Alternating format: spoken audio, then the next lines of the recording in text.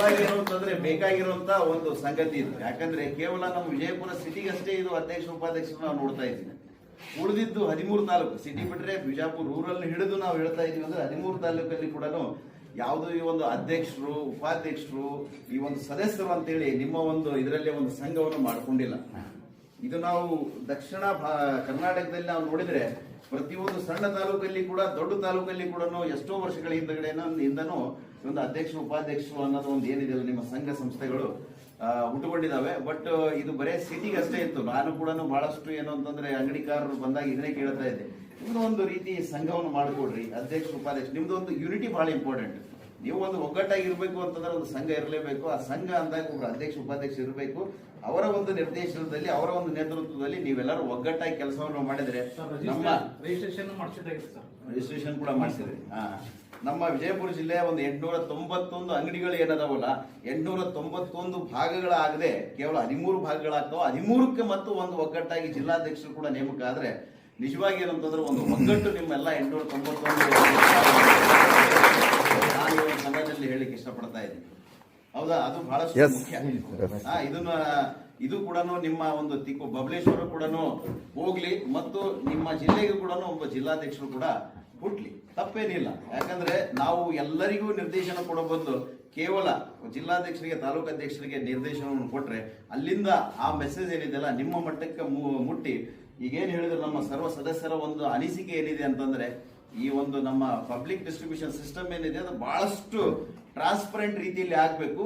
ಪ್ರತಿಯೊಂದು ಅಂಗಡಿಕಾರರಲ್ಲಿ ಅವರು ಹೋಗೋಕ್ಕಿಂತ ಅವರು ಕೂಡ ಒಂದು ಸದಸ್ಯರಾಗಿ ನಿಮ್ಮ ತಾಲೂಕಿನ ಒಬ್ಬ ಅಧ್ಯಕ್ಷರ ಜೊತೆ, ಉಪಾಧ್ಯಕ್ಷರ ಜೊತೆ ಆ ಒಂದು ಅಳಿವನ್ನು ಅಥವಾ ಅವರ ಒಂದು ಸಮಸ್ಯೆಗಳನ್ನು ಅಥವಾ ಒಂದು ನಿರ್ದೇಶನವನ್ನು ತಾವು ಚರ್ಚೆಯನ್ನು ಮಾಡಿದ್ರೆ ನಿಜವಾಗಿ ಏನು ಅಂತಂದ್ರೆ ನಮ್ಮ ಬಿಜಾಪುರ ಜಿಲ್ಲೆ ಬಹಳಷ್ಟು ಏನು ಅಂತಂದ್ರೆ ಈ ಒಂದು ಏನು ನಮ್ಮ ಬೇರೆ ಬೇರೆ ಬೇರೆ ಜಿಲ್ಲೆಗಳಿಗಿಂತ ನಮ್ಮ ಒಂದು ಜಿಲ್ಲೆಯಲ್ಲಿ ಸ್ವಲ್ಪ ಏನು ಅಂತಂದ್ರೆ ಹೆಚ್ಚಿನ ಟ್ರಾನ್ಸ್ಪರೆನ್ಸಿ ಮತ್ತು ಆಪಾದನೆಯಿಂದ ಬಹಳಷ್ಟು ದೂರ ಇರುವಂತ ಜಿಲ್ಲೆ ಅಂತೇಳಿ ನಾನು ಅನ್ಕೊಂತಾ ಇದ್ದೀನಿ. ಬಹಳಷ್ಟು ಇದಕ್ಕೆ ಶ್ರಮವನ್ನು ವಹಿಸಿದ್ರಿ. ಏನೇ ಒಂದು ನಿರ್ದೇಶನವನ್ನು ನಾವು ಕೊಡ್ತಾ ಇದ್ರು ಕೂಡ ತಾವು ಅದನ್ನ ಅಚ್ಚುಕಟ್ಟಾಗಿ ಪಾಲನೆ ಮಾಡ್ತಾ ಇದ್ರಿ. ಮೊದಲನೇದಾಗಿ ಏನು ಅಂತಂದ್ರೆ ಅಚ್ಚುಕಟ್ಟ ಪಾಲನೆಯಲ್ಲಿ ಅಂತಂದ್ರೆ ಈ ಥರ್ಮಲ್ ಪ್ರಿಂಟರ್ ನಮ್ಮಲ್ಲಿ 891 ಅಂಗಡಿಗಳಿದಾವೆ ಅಂದ್ರೆ ಕೇವಲ ಒಂದು 100 ಅಷ್ಟೇ ಈಗ ಥರ್ಮಲ್ ಪ್ರಿಂಟರ್ ಅಳವಡಿಸಲಿಕ್ಕೆ ಬಾಕಿ ಇದೆ ಅಂಗಡಿಗಳಲ್ಲಿ. ಅಂದ್ರೆ 700ಕ್ಕಿಂತ ಹೆಚ್ಚು ಥರ್ಮಲ್ ಪ್ರಿಂಟರ್ ಅಂದ್ರೆ ಮೋರ್ ದನ್ 90% ಥರ್ಮಲ್ ಪ್ರಿಂಟರ್ ಯಾವ್ದಾದ್ರು ಒಂದು ಜಿಲ್ಲೆಯಲ್ಲಿ ಇದಾವೆ ಅಂತಂದ್ರೆ ಬಿಜಾಪುರ ಜಿಲ್ಲೆಯಲ್ಲಿ ಮಾತ್ರ ಇದೆ. ಕರ್ನಾಟಕದಲ್ಲೇ ಫಸ್ಟ್ ಜಿಲ್ಲೆ ಬಿಜಾಪುರ ಸರ್ ನಮ್ದು. ಹಾಗಾಗಿ ಇದೆಲ್ಲ ಕ್ರೆಡಿಟ್ ನಿಮಗೂ ಕೂಡ ಸೇರುತ್ತೆ. ಇನ್ನು ಕೆಲವೊಂದಿಷ್ಟು ಅಂಗಡಿಗಳು ಅವು ಏನಿದಾವೆ ಅವೆಲ್ಲ ಅಟ್ಯಾಚ್ಡ್ ಅವು ಇದಾವಂತೆ. ಸೊ ಅದನ್ನು ಕೂಡ ನಾನು ಇನ್ಫಾರ್ಮೇಶನ್ ತಗೊಂಡಿದ್ದೀನಿ. ಬಟ್ ನಮ್ಮ ಒಂದು ಸರ್ಕಾರದ ನಿರ್ದೇಶನ ಏನಿದೆ ಅಂತಂದ್ರೆ ಅದು ಅಟ್ಯಾಚ್ಡ್ ಇರಲಿ ಅಥವಾ ಇನ್ನೇನಾದ್ರೂ ಇನ್ನೊಬ್ರು ನಡೆಸ್ತಾ ಇರಲಿ, ಅಂದ್ರೆ ಅಟ್ಯಾಚ್ಡ್. ಸೊ ಅದು ಇದ್ದು ಅಂದ್ರೂ ಕೂಡ ನಿಮ್ಗೆ 2 ಅಂಗಡಿಗಳು, ಇನ್ನೊಂದು ಅಂಗಡಿ ಅಟ್ಯಾಚ್ಡ್ ಇದ್ರು ಕೂಡ ಆ ಒಂದು ಅಂಗಡಿ ಕೂಡ ಒಂದು ಸಪರೇಟ್ ಆಗಿ ಥರ್ಮಲ್ ಪ್ರಿಂಟರ್ ತಗೊಲೇಬೇಕಾಗುತ್ತೆ. ಸೊ ಹಾಗಾಗಿ ಎಲ್ಲಿಯೋ ಕೆಲವೊಂದಿಷ್ಟು ಇನ್ನೂ ಒಂದಿಷ್ಟು ಅಂಗಡಿಕಾರರು ಬಾಕಿ ಇದ್ದಾರೆ ಈ ಒಂದು ನಮ್ಮ ಅಖಂಡ ಬಿಜಾಪುರ ತಾಲೂಕಿನಲ್ಲಿ ಇದ್ರು ಅಂತಂದ್ರೆ ಅವರು ಕೂಡ ಆದಷ್ಟು ಬೇಗ ತೆಗೆದುಕೊಡ್ರಿ. ಮೊದಲನೇದಾಗಿ 100% ರೀಚ್ ಆಗಿದೆ ಥರ್ಮಲ್ ಪ್ರಿಂಟರ್ ಅಂತ ಹೇಳಿ ನಾನು ಕೇಳಿಸ್ಕೋಬೇಕಾಗಿದ್ದು ಬಿಜಾಪುರ ಜಿಲ್ಲೆ ಮಾತ್ರ. ಹಾಗಾಗಿ ತಾವೆಲ್ಲ ಶ್ರಮ ವಹಿಸ್ತೀರಿ ಅಂತ ಹೇಳಿ ನಾನು ಅನ್ಕೊಂತಾ ಇದ್ದೀನಿ. ಎಲ್ಲರೂ ಶ್ರಮ ವಹಿಸ್ತೀರಲ್ವಾ? ಮತ್ತು ಎರಡನೇದ್ದು ಈ ನಮ್ಮ ಕರ್ನಾಟಕ ಸರ್ಕಾರದ ಒಂದು ಅತಿ ಇದರಲ್ಲಿ ರೀಸೆಂಟ್ಲಿ ಬಂದಿರುವಂತ ಒಂದು ಯೋಜನೆ ಅಂತಂದ್ರೆ ಅನ್ನ ಸುವಿಧಾ. ನಿಜವಾಗಿ ಬಹಳಷ್ಟು ಖುಷಿ ಪಡುವಂತ ವಿಚಾರ ಅದು. 8,300 ನಮ್ಮಲ್ಲಿ ಅನ್ನ ಸುವಿಧಾ ಬೆನಿಫಿಷಿಯರಿನ ಸರ್ಕಾರನೇ ಐಡೆಂಟಿಫೈ ಮಾಡಿ ಕೊಟ್ಟಿದೆ. 75 ವರ್ಷದ ಮೇಲ್ಪಟ್ಟು ಯಾರು ಮನೆಯಲ್ಲಿ ಒಬ್ಬರೇ ಇರ್ತಾರೆ, ಸೊ ಅವ್ರಿಗೆ ಏನು ಅಂತಂದ್ರೆ ನೀವು ಮನೆ ಬಾಗಿಲಿಗೆ ಮುಟ್ಟಿಸುವಂತ ಒಂದು ಯೋಜನೆ ಏನಿದೆಲ್ಲ ಬಹಳಷ್ಟು ಸಹಕಾರಿ ಆಗ್ತಾ ಇದೆ. ಇದಕ್ಕೆ ಎರಡು ಲಾಭ. ಒಂದು ಏನು ಅಂತಂದ್ರೆ ಕೆಲವೊಂದಿಷ್ಟು ವಯಸ್ಸಾದವರು ನಿಮ್ಮ ಅಂಗಡಿಗಳಿಗೆ ಬರೋದು ಏನಿದೆಯಲ್ಲ ಅದು ಕೂಡ ತಪ್ತದೆ. ಮತ್ತು ನಿಮಗೇನು ಅಂತಂದ್ರೆ ಮನೆಗಳಿಗೆ ನೀವು ಅದನ್ನ ಕೊಟ್ರೆ ಒಂದು ಪುಣ್ಯ ಅಂತ ಹೇಳ್ತಾರಲ್ಲ, ಅದು ನಿಜವಾದ ಪುಣ್ಯ ಇರೋದು ಅಂತಂದ್ರೆ ಅನ್ನ ಸುವಿಧಾದಲ್ಲಿ ಅಂತ ಎಲ್ಲೂ ಕೂಡ ಸಿಗ್ಬೇಕಾಗಿದ್ದು ಏನಿದೆ ಲಾಭಾಂಶದಲ್ಲಿ ಒಂದು ಏನು ಗವರ್ಮೆಂಟ್ ಇಂದ ಏನು ಒಂದು ಫಿಕ್ಸ್ ಆಗಿದೆ. ಸೊ ಅದನ್ನ ಏನು ಅಂತಂದ್ರೆ ತಮಗೂ ಕೂಡ ಒಂದು ವ್ಯವಸ್ಥೆಯನ್ನು ಸರ್ಕಾರ ಕೂಡ ಮಾಡಿದೆ. ಸೊ ಹಾಗಾಗಿ ಸುಮಾರು 8,000 ಜನರಲ್ಲಿ 2,000ವರೆಗೂ ಅಷ್ಟೇ ನಮಗೆ ಇಲ್ಲಿವರೆಗೂ ನಾವು ಏನು ಅಂತಂದ್ರೆ ನೀವೆಲ್ಲ ಮಾರ್ಕಿಂಗ್ ಎಲ್ಲ ಮಾಡಿ ಅವ್ರ ಕಡೆಯಿಂದ ಒಪ್ಪಿಗೆಯನ್ನು ತೆಗೆದುಕೊಂಡ್ರಿ. ಹೋದ ತಿಂಗಳು ನೋಡಿದಾಗ ಕೇವಲ ಒಂದು 50-60 ಅಷ್ಟೇ ಇದ್ದು ಈ ಸಲ ನಮಗೆ 2,000 ಮುಟ್ಟಿದಾವೆ. ಇದಕ್ಕೆಲ್ಲ ಪರಿಶ್ರಮ ಅಂತಂದ್ರೆ ನಮ್ಮ ನ್ಯಾಯಬೆಲೆ ಅಂಗಡಿಕಾರರು ಮತ್ತು ನಮ್ಮ ಆಹಾರ ನಿರೀಕ್ಷಕರು ಅಂತ ಹೇಳಿ ಈ 2,000 ಈ ತಿಂಗಳಿದೆ ಅಂದ್ರೆ ಮುಂದೆ 2,000 ಇರೋದು 4,000 ಆಗ್ಬೇಕು. ಅದ್ರ ಮುಂದಿನ ತಿಂಗಳ 4,000ರಿಂದ 8,000 ಹೋಗ್ಬೇಕು. ಅವಾಗ ಏನು ಅಂತಂದ್ರೆ ನಿಶ್ಚಿಂತೆಯಾಗಿ 75 ವರ್ಷದ ಮೇಲ್ಪಟ್ಟ ಯಾರೇ ಇದ್ರು ಕೂಡ ನಿಶ್ಚಿಂತೆಯಾಗಿ ಮನೆಗೆ ರೇಷನ್ ಬರ್ತಾ ಇದೆ ಅಂತ ನಿಶ್ಚಿಂತೆಯಾಗಿ ಇರುವಂತ ಒಂದು ವ್ಯವಸ್ಥೆ ಅಂತ ತಾವೆಲ್ಲರೂ ಮಾಡಿದ್ರೆ ಬಹಳಷ್ಟು ಖುಷಿ ಆಗುತ್ತೆ. ಮತ್ತು ಈ ಒಂದು ಮೂರನೇ ವಿಚಾರ ಅಂತಂದ್ರೆ, ಈಗ ನಾವು ಇಷ್ಟೆಲ್ಲ ಗ್ಯಾರಂಟಿ ಬಗ್ಗೆ ಮಾತಾಡ್ತಾ ಇದೀವಿ, ಅನ್ನ ಭಾಗ್ಯ ಬಗ್ಗೆ ಕೂಡ ನಾವೆಲ್ಲ ಮಾತಾಡ್ತಾ ಇದೀವಿ. ಬಟ್ ಏನು ಅಂತಂದ್ರೆ ಇದ್ರದ್ದು ಜನರಿಗೆ ಇನ್ನೂ ಹೆಚ್ಚಿನ ತಿಳುವಳಿಕೆಯನ್ನು ಕೊಡೋದು ಇದ್ದೇ ಇದೆ. ಸೊ ಹಾಗಾಗಿ ಮೊನ್ನೆ ಮಾನ್ಯ ಗ್ಯಾರಂಟಿಯ ರಾಜ್ಯಾಧ್ಯಕ್ಷರು ಬಂದು ಇದ್ರ ಬಗ್ಗೆ ತಿಳುವಳಿಕೆ ಕೂಡ ಕೊಟ್ಟಿದ್ದಾರೆ. ರಾಜ್ಯ ಉಪಾಧ್ಯಕ್ಷರು ಕೂಡ ಏನು ಅಂತಂದ್ರೆ ಪ್ರತಿಯೊಂದು ಅಂಗಡಿಗಳಲ್ಲಿ ಕೂಡ ತಾವು ಈ ಒಂದು ಪಂಚ ಗ್ಯಾರಂಟಿಯ ಒಂದು ಬ್ಯಾನರ್ ಕೂಡ ಹಾಕ್ಬೇಕಂತ ಹೇಳಿ ಆಲ್ಮೋಸ್ಟ್ ಆಲ್ ನಮ್ಮ ತಿಕೋಟ, ಬಬಲೇಶ್ವರ, ರೂರಲ್, ಅರ್ಬನ್ ನಲ್ಲಿ ಎಲ್ಲಾ ಅಂಗಡಿಗಾರರದ್ದು ನಮ್ದು ವಾಟ್ಸಪ್ ಅಲ್ಲಿ ಮೆಸೇಜ್ ಕೂಡ ಬರ್ತಾ ಇದಾವೆ. ಇನ್ನೇನಾದ್ರೂ ಕೆಲವೊಂದಿಷ್ಟು ಅಂಗಡಿಗಳಲ್ಲಿ ಉಳಿದಿದ್ವು ಅಂತಂದ್ರೆ ನೀವು ಇವತ್ತಿನ ದಿನನೇ ಆ ಒಂದು ಬ್ಯಾನರ್ ನ ಮಾಡಿ ಹಾಕ್ಸಿ. ಯಾಕಂದ್ರೆ ಎಲ್ಲಾ ಯೋಜನೆಗಳು ಏನು ಅಂತಂದ್ರೆ ಇದು ಯೋಜನೆಗಳು ಎಲ್ಲಿವರೆಗೆ ಜನರಿಗೆ ತಿಳುವಳಿಕೆ ಇರಲ್ಲ ಅಲ್ಲಿವರೆಗೆ ಯೋಜನೆಗಳು ಮುಟ್ಲಿಕ್ಕೆ ಸಾಧ್ಯನೇ ಇಲ್ಲ. ಸೊ ಹಾಗಾಗಿ ತಾವೆಲ್ಲರೂ ಕೂಡ ಇದ್ರ ಬಗ್ಗೆ ಶ್ರಮವನ್ನು ವಹಿಸ್ರಿ ಅಂತ ಹೇಳಿ ನಾನು ಇನ್ನೊಂದ್ಸಲ ತಮ್ಮೆಲ್ಲರಿಗೂ ಹೇಳಲಿಕ್ಕೆ ಇಷ್ಟಪಡ್ತಾ ಇದ್ದೀನಿ. ಮತ್ತು ಇನ್ನೊಂದು, ಈ ಕೆಲವೊಂದಿಷ್ಟು ಈಗ ನಮಗೆ ಈ KYC ಏನಿದೆ 100% ಮಾಡಬೇಕು ಅನ್ನೋದು ಸರ್ಕಾರದ ನಿರ್ದೇಶನ ಕೂಡ ಇದೆ. ಅಂಡ್ ಕೆಲವೊಂದಿಷ್ಟು ಅಂಗಡಿಗಳಲ್ಲಿ ಇನ್ನೂ ಒಂದು 4-5 ಕೆಲವೊಂದು ಅಂಗಡಿಗಳಲ್ಲಿ 10-20 ಕೂಡ ಉಳಿದಿದ್ದಾವೆ.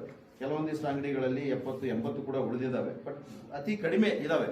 ನೀವು ಒಂದು ಮನಸ್ಸು ಮಾಡಿದರೆ ಅವ್ರಿಗೆ ಈ KYC ಆದ್ರೂ ಮಾಡಿಸ್ಬೋದು, ಅಥವಾ ಅವರು ಏನಾದರೂ ಕಾರಣಾಂತರಗಳಿಂದ ಮತ್ತೇನಾದರೂ ಮೃತ ಆಗಿದ್ರು, ಅಥವಾ ಅವ್ರು ಯಾವತ್ತೂ ನಿಮ್ಮ ಹತ್ರ ಬಂದು ರೇಷನ್ನೇ ತಗೊಳ್ತಾ ಇಲ್ಲ, ಆ ರೀತಿಯಾಗಿ ಏನಾದರೂ ಇತ್ತು ಅಂತಂದ್ರೆ ಅದನ್ನ ಏನು ಅಂತಂದ್ರೆ ಸೂಕ್ತವಾದ ಪ್ರಸ್ತಾವನೆಯನ್ನು ನಮ್ಮ ಆಹಾರ ನಿರೀಕ್ಷಕರಿಗೆ ತಾವು ಸಲ್ಲಿಸಿದ್ರಿ ಅಂತಂದ್ರೆ ಅದರಲ್ಲಿಂದನೂ ಕೂಡ ಬಹಳಷ್ಟು ಅನುಕೂಲ ಆಗುತ್ತೆ. ಯಾಕಂದ್ರೆ 100% KYC ನಾಳೆ ಆ KYC ಆಗಿಲ್ಲ ಅಂತಂದ್ರೆ ಗೊತ್ತಿಲ್ಲ. ಅದೆಲ್ಲ ಕೆಲಸಗಳನ್ನು ನೀವು ಇವತ್ತೇ ಆದಷ್ಟು ಅತಿ ಶೀಘ್ರದಲ್ಲಿ, ಯಾಕಂದ್ರೆ ಇದನ್ನ ಡೈಲಿ ಇದನ್ನೇ ನಾನು ನಮ್ಮ ಆಹಾರ ನಿರೀಕ್ಷಕರ ಹತ್ರ ಕೇಳ್ತಾ ಇದ್ದೀನಿ. ಸೊ ಅದು ಕೂಡ ತಾವೆಲ್ಲರೂ ವಿಶೇಷವಾಗಿ ಕಾಳಜಿಯನ್ನು ವಹಿಸಿ ಇವೆಲ್ಲ 4 ಕೆಲಸಗಳನ್ನು ತಾವೆಲ್ಲರೂ ಮಾಡಬೇಕು ಅಂತ ಹೇಳಿ ನಾನು ಈ ಸಂದರ್ಭದಲ್ಲಿ ಹೇಳ್ತೇನೆ. ಮತ್ತು ಈ ನಿಮ್ಮ ಜಾಗೃತಿ ಸಮಿತಿ ಸಭೆ, ಈಗ ನಮ್ಮ ಜಾಗೃತಿ ಸಮಿತಿ ಸದಸ್ಯರು ಕೂಡ ಜಿಲ್ಲಾ ಮಟ್ಟದಲ್ಲಿ ಹೇಗಿದ್ದಾರೆ ಅದೇ ರೀತಿಯಾಗಿ ನಮ್ಮ ನ್ಯಾಯಬೆಲೆ ಮಟ್ಟದಲ್ಲಿ ಕೂಡ ನಿಮ್ಮ ಜಾಗೃತಿ ಸಮಿತಿಯ ಸದಸ್ಯರು ಅಂತ ಹೇಳಿ ಇದೆ. ಅದನ್ನು ನೋಡಿ, ಯಾಕಂದ್ರೆ ಜಾಗೃತಿ ಸಮಿತಿ ಸದಸ್ಯರದ ಪಟ್ಟಿ ಏನಿದೆ ಅದು ನಿಮಗೆ ಅಪ್ಡೇಟೆಡ್ ಕೂಡ ಆಗಿರ್ತದೆ.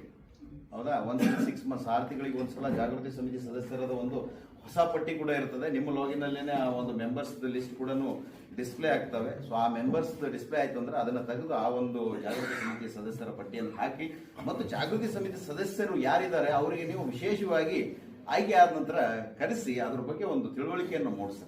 ಯಾಕಂದ್ರೆ ಪಟ್ಟಿ ಅಷ್ಟೇ ಇರ್ತವೆ, ಅವರಿಗೂ ಗೊತ್ತಿರಂಗಿಲ್ಲ, ಆ ರೀತಿಯಾಗಿ ಆಗ್ಬಾರ್ದು. ಸೊ ಅದನ್ನೆಲ್ಲ ತಿಳುವಳಿಕೆಯನ್ನು ಮೂಡಿಸ್ರಿ. ಒಟ್ಟಿನಲ್ಲಿ ಏನು ಅಂತಂದ್ರೆ ಒಗ್ಗಟ್ಟಾಗಿ ಎಲ್ಲರೂ ಕೆಲಸವನ್ನು ಮಾಡಿದ್ರೆ ಈ ಒಂದು ಆರೋಪ ಮುಕ್ತದಿಂದ ನಾವೆಲ್ಲರೂ ಇರ್ತೀವಿ. ಯಾಕಂದ್ರೆ ಈಗ ಆಲ್ರೆಡಿ ಮೇಡಮ್ ಅವ್ರು ಏನು ಅಂತಂದ್ರೆ ಅದು ಅವ್ರ ಅಭಿಪ್ರಾಯ ಈ ನಮ್ಮ ಇಷ್ಟು ಜನರಿಗೆ ಅಂತ ಹೇಳಿಲ್ಲ. ಅವರು ಹೊರ ಜಿಲ್ಲೆದ್ದು ಒಂದು ಅಭಿಪ್ರಾಯವನ್ನು ಸಂಗ್ರಹಿಸಿದ್ದಾರೆ, ಇಲ್ಲಿ ಕೂಡ ಬೇರೆ ತಾಲೂಕಲ್ಲಿ ಕೂಡ ಒಂದು ಅಭಿಪ್ರಾಯ ಸಂಗ್ರಹಿಸಿದ್ದಾರೆ. ಆ ರೀತಿಯಾಗಿ ಏನಾದರೂ ಕಂಡು ಬಂತಂದ್ರೂ ಕೂಡ ನೀವು ಈಗೇನು ಹೊಸದಾಗಿ ಏನು ಅಧ್ಯಕ್ಷರು ಅದಿದೆ ನೀವು ಕೂಡ ಒಂದು ನಿರ್ದೇಶನವನ್ನು ಕೊಡಿ. ನಮಗೆ ಗೊತ್ತಿರೋ ಪ್ರಕಾರ ನಾನು ಇಲ್ಲಿಗೆ ಬಂದು 2.5 ವರ್ಷದ ಮೇಲೆ ಆಯ್ತು ಅಂದ್ರೂ ಕೂಡ ಎರಡು ಆರೋಪಗಳು ಆ ರೀತಿಯಾಗಿ ಬಂದಿದ್ವು ನಮ್ಮ ಹತ್ರ. ಅದು ಕೂಡ ಗೊತ್ತಿದೆ ತಮಗೆಲ್ಲ ಆರೋಪಗಳನ್ನ, ಮತ್ತೆ ನಾವು ಅಂಗಡಿ ಮೇಲೆ ಏನೇನು ಕ್ರಮವನ್ನು ತೆಗೆದುಕೊಂಡಿವಿ ಅಂತೇಳಿ. ಬಟ್ ಆ ರೀತಿಯಾಗಿ ಏನು ಮಾಡ್ಲಿಕ್ಕೆ ಹೋಗ್ಬೇಡಿ, ಮತ್ತು ರೈಟ್ ಟೈಮಲ್ಲಿ ತಾವೆಲ್ಲರೂ ಕೂಡ ರೇಷನ್ ಡಿಸ್ಟ್ರಿಬ್ಯೂಷನ್ ಕೂಡ ಮಾಡಿ. ಅಂಡ್ ಮೋರ್ ಎವರ್ ಏನು ಅಂತಂದ್ರೆ ನಾವು ಮೊದಲಿಂದಾನು ನಿಮಗೆ ಹೇಳ್ತಾ ಇದ್ದೀನಿ, ಮೋಸ್ಟ್ಲಿ ನಾನು ಈಗ ಮೀಟಿಂಗ್ ಮಾಡಿ 1 ವರ್ಷ ಆಯ್ತು ಅನಿಸ್ತದೆ. 1 ವರ್ಷದ ನಂತರ ನಾವು ಸಿಟಿ ಅಂಡ್ ಎಲ್ಲ ರೂರಲ್ದು ಮೀಟಿಂಗಿಗೆ ನಾನು ಬರ್ತಾ ಇದ್ದೀನಿ. ನಿಮಗೆ ಮೊದಲಿಂದನೂ ಹೇಳ್ತಾ ಇದ್ದೀನಿ ಏನು ಅಂತಂದ್ರೆ ಈ ಚೀಟಿ ವ್ಯವಸ್ಥೆ ಏನಿದೆಯಲ್ಲ, ಚೀಟಿ ಮಾಡೋದು ಮಾತ್ರ ಮಾಡಬೇಡಿ. ರಿಯಲ್ ಟೈಮಲ್ಲಿ ಬಯೋಮೆಟ್ರಿಕ್ ಮಾಡಿ. ಕೆಲವೊಂದು ಟೈಮಲ್ಲಿ ಏನು ಅಂತಂದ್ರೆ ನಮಗೆ ರೇಷನ್ ಲಾಸ್ಟಿಗೆ ಲಿಫ್ಟಿಂಗ್ ಅಲ್ಲಿ ಏನಾದರೂ ಸ್ವಲ್ಪ ಅನಾನುಕೂಲ ಆಗ್ತಾ ಇತ್ತು ಅಂತಂದ್ರೆ ಅವಾಗ ನಾವು ಆರು ನಿರೀಕ್ಷೆಗಳು ಹೇಳ್ತೀವಿ, ಅವಾಗ ಮಾಡಿಸಿ. ಬಟ್ ನಿಮ್ಮ ಹತ್ರ ಏನು ಅಂತಂದ್ರೆ ಈಗ ನೋಡಿ 28 ಶಾರ್ಟ್ ಮಂತ್ ಇದೆ, ಹೌದಾ, ನಮಗಿನ್ನೂ ಕೆಲವೊಂದಿಷ್ಟು ಇದರಿಂದ ಇನ್ನೂ ಅನ್ನಭಾಗ್ಯ ಲಿಫ್ಟ್ ಆಗೋದಿದೆ. ಇಂಥ ಸಮಯದಲ್ಲಿ ಬೇಕಾದ್ರೆ ಆಹಾರ ನಿರೀಕ್ಷಕರದ ಒಂದು ಪರ್ಮಿಷನ್ ತೆಗೆದುಕೊಂಡು ತಾವು ಇದನ್ನ ಕೆಲಸವನ್ನು ಮಾಡಬೇಕಾಗುತ್ತೆ. ಅಥವಾ ರಿಯಲ್ ಟೈಮಲ್ಲೇ ತಾವು ಈ ಒಂದು ರೇಷನ್ ಡಿಸ್ಟ್ರಿಬ್ಯೂಷನ್ ಮಾಡಬೇಕಾಗುತ್ತೆ. ಬಯೋಮೆಟ್ರಿಕ್ ಆಯಿತು ಅಂತಂದ್ರೆ ಥರ್ಮಲ್ ಪ್ರಿಂಟರ್ಲಿಂದ ಜನರೇಟ್ ಆಗಿ ನೀವು ರೇಷನ್ ಡಿಸ್ಟ್ರಿಬ್ಯೂಷನ್ ಮಾಡಿದ್ರಿ ಅಂತಂದ್ರೆ ಯಾರಿಗೂ ಇಲ್ಲ, ಬೆನಿಫಿಷಿಯರಿ ಕೂಡ ನಿಮ್ಮ ಹತ್ರ ಬರೋದಿಲ್ಲ ಆಮೇಲೆ, ಹೌದಾ. ಸೊ ಹಾಗಾಗಿ ಎಲ್ಲ ಕರೆಕ್ಟಾಗಿ ನಡಿಬೇಕು ಅಂತಂದ್ರೆ ತಾವೆಲ್ಲರೂ ಕೂಡ ಬಹಳ ಪಾರದರ್ಶಕವಾಗಿ ಕೆಲಸವನ್ನು ಮಾಡ್ರಿ, ಮತ್ತು ನಿಮ್ಮ ಅಂಗಡಿಯನ್ನ ಬಹಳಷ್ಟು ಕ್ಲೀನಾಗಿ ಇಟ್ಕೊಳ್ರಿ. ಯಾಕಂದ್ರೆ ಅದು ಅನ್ನ ಬೇರೆಯವ್ರಿಗೆ ನೀವು ಕೊಡ್ತಾ ಇಲ್ಲ, ನಿಮಗೂ ಕೂಡ ಅನ್ನ ಕೊಡ್ತಾ ಇದೆ. ಸೊ ಹಾಗಾಗಿ ಅದು ನಿಮ್ಮ ಒಂದು ಎನ್ವೈರ್ಮೆಂಟ್ ಕೂಡ ಬಹಳಷ್ಟು ಶುದ್ಧವಾಗಿರ್ಬೇಕು. ಸೊ ಆ ಒಂದು ಅಂಗಡಿ ಕೂಡ ಕ್ಲೀನಾಗಿ ಇಟ್ಕೊಳ್ರಿ. ನಿಮ್ಮ ಬಂದಿರೋ ಏನು ಬ್ಯಾಗ್ಸ್ ಏನಿರ್ತಾವೆ, ಗನ್ನಿ ಬ್ಯಾಗ್ಸ್, ಚೀಲಗಳು ಏನಿದಾವೆ, ಭಾಳ ಆರ್ಡರ್ನಾಗಿ ಇಟ್ಕೊಳ್ರಿ, ಭಾಳ ನೀಟಾಗಿ ಇಡ್ರಿ. ಬಂದು ನೋಡಿದಾಗ ಖುಷಿ ಆಗ್ಬೇಕು. ಯಾರೇ ಅಧಿಕಾರಿಗಳು ಬಂದರು, ಯಾರೇ ಬಂದರು, ತಮ್ಮ